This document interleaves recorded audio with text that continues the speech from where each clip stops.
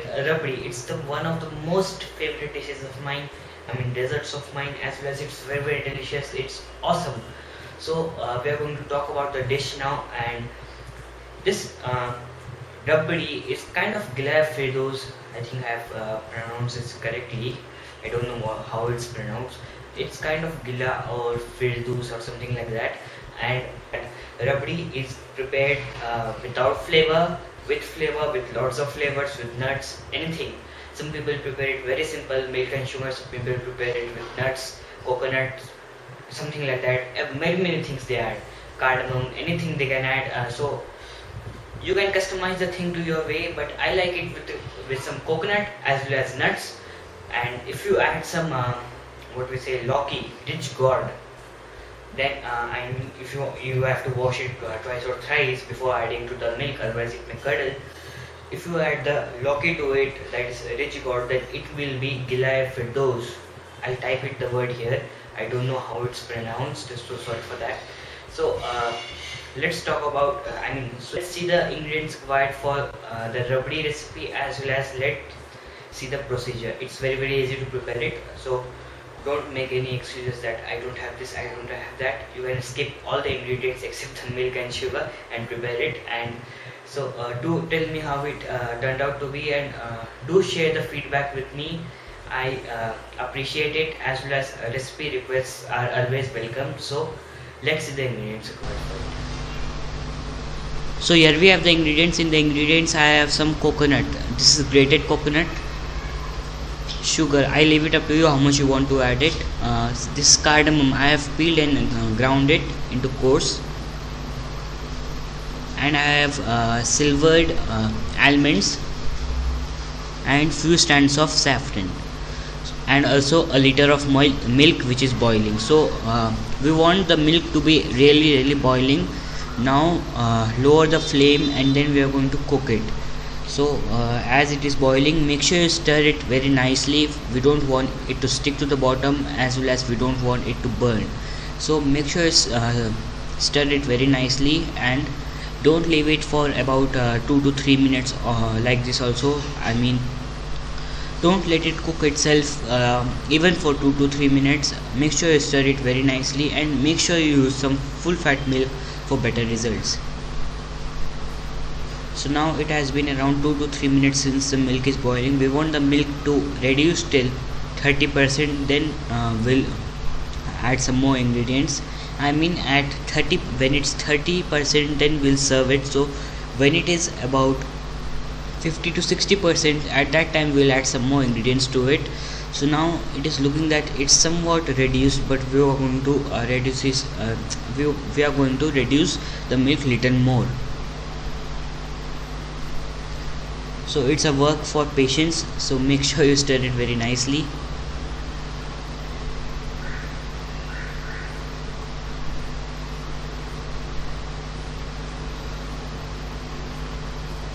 Now as the milk cooks, it may not be so frothy. I mean, the milk will not come to the rise continuously. It will come for some minutes, and then it will not be again and again coming on the rise.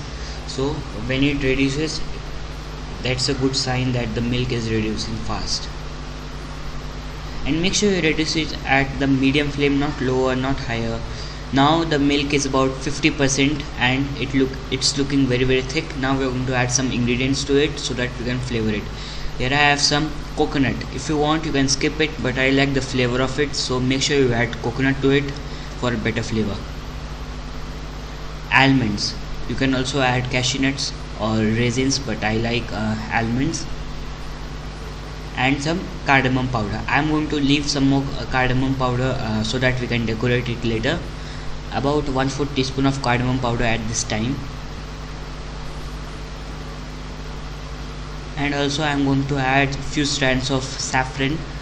If you add saffron now or before now, then you will get a perfect yellow color in it. If you add later, then the milk may not be yellow in color. I mean that kesaria color we say na, kesaria color, we will get that kesaria color in it if you add it raw. So we are going to wait for about 2 to 3 minutes until it's some more thick. Then we are going to check.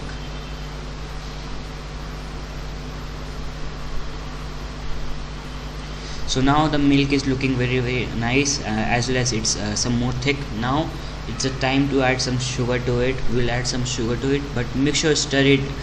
Make sure you take your spoon to the bottom and scratch the bottom, and make sure you stir it very nicely.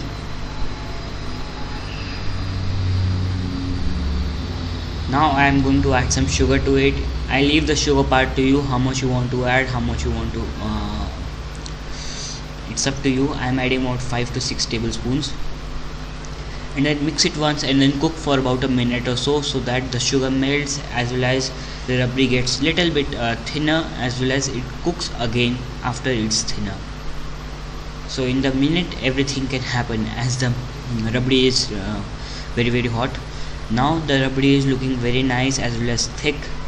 If you want to serve it hot, serve it right away, but as we are going to serve later, we are going to cook for some more time.